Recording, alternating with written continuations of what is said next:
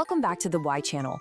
Before we jump in, you know the drill. Make sure you subscribe to the channel, hit that notification bell so you never miss an explainer, and do me a favor, press the like button right now. It really helps us out.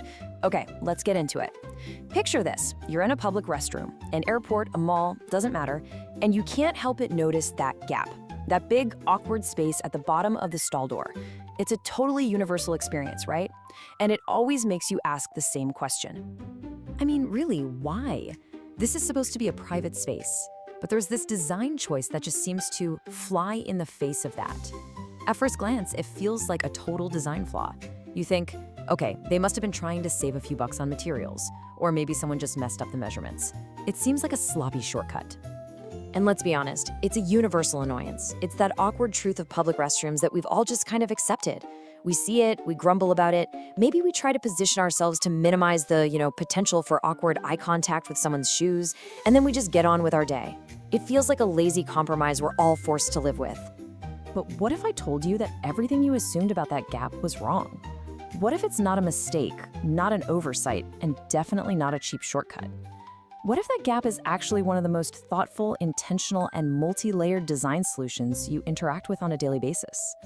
It turns out there is a hidden logic here, so let's break it down. Okay, first up is the practical blueprint. This is all about design, not default. The first set of reasons that gap exists isn't about compromising your privacy at all. It's about solving a bunch of very real and, let's face it, pretty unglamorous problems that come with any high-traffic public space. So this practical side of things really rests on four main pillars. First, and maybe most importantly, is efficient cleaning. Next, you've got simple economics. It's all about the money.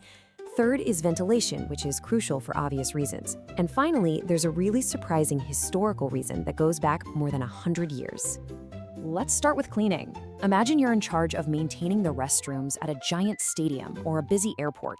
Thousands of people are using them every single day. That gap allows for something called continuous flow cleaning. It means the janitorial staff can mop or even power wash the entire floor in one go without having to stop, open each stall, and clean inside. This is absolutely critical for hygiene. It prevents the corners and edges from becoming breeding grounds for nasty bacteria like E. coli. It's a simple feature that has a massive impact on public health. And then, of course, you have to follow the money. It's just cheaper. Those shorter, standardized doors are way more economical to mass produce. Manufacturers are always trying to optimize what they call material yield. Think of it like you're cutting cookies out of a sheet of dough. You want to get as many cookies as possible with the least amount of wasted dough left over. It's the same principle. Designing shorter doors means you can get more of them from a single sheet of steel or plastic, and that keeps costs down for schools, parks, and businesses everywhere. Now for that history lesson I mentioned. This idea isn't new at all. In fact, it was pioneered all the way back in 1903 by the legendary architect Frank Lloyd Wright. He designed the stalls in the Larkin Administration Building to have short, wall-hung partitions, and his main reason was hygiene.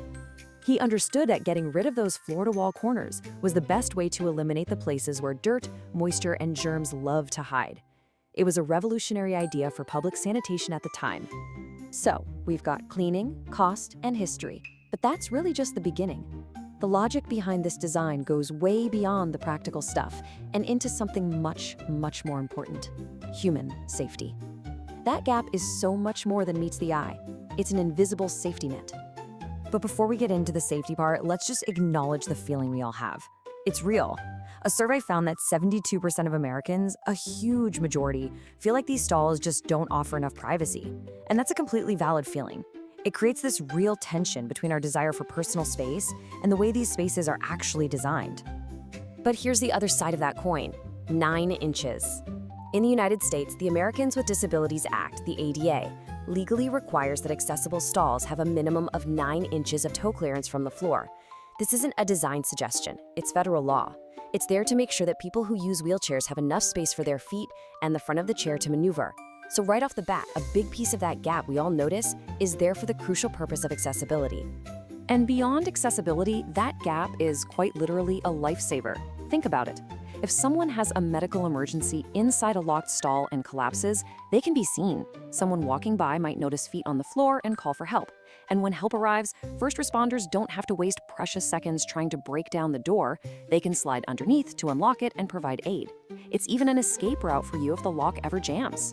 And on a much less dramatic note, it's the reason we can all do that quick, non-intrusive peek for feet to see if a stall is free, avoiding the awkward push on an occupied door.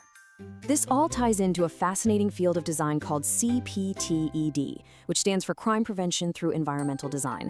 It's a philosophy that uses architecture to influence human behavior. That gap creates what designers call natural surveillance.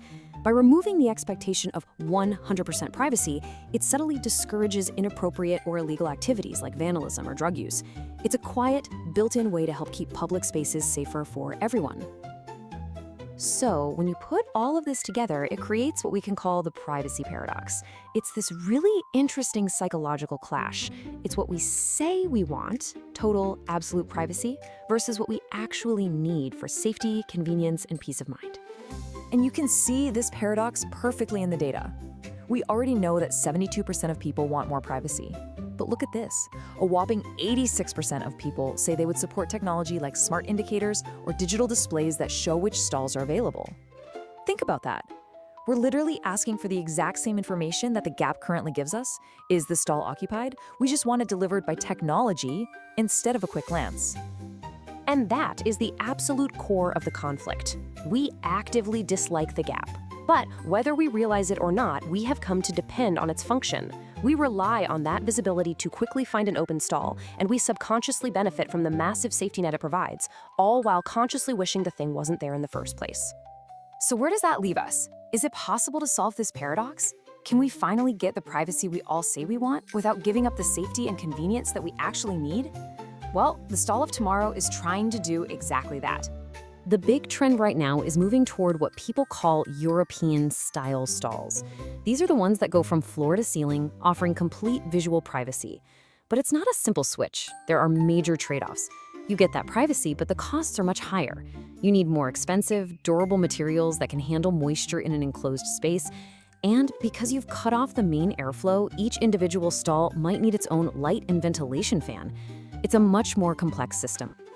Ultimately, technology is the key to finally closing that gap for good, and the solutions are already here.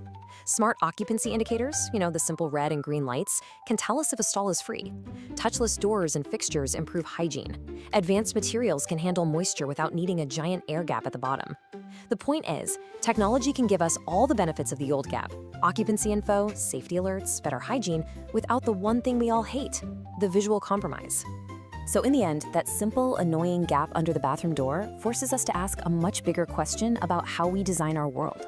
In all the spaces that we have to share, what do we really value more?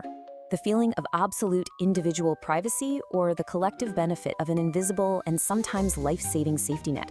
The way we answer that question is shaping the restrooms of tomorrow. Thanks for watching. If you learned something new, please subscribe to the Y channel, turn on the bell, like this video, and share it with everyone you know.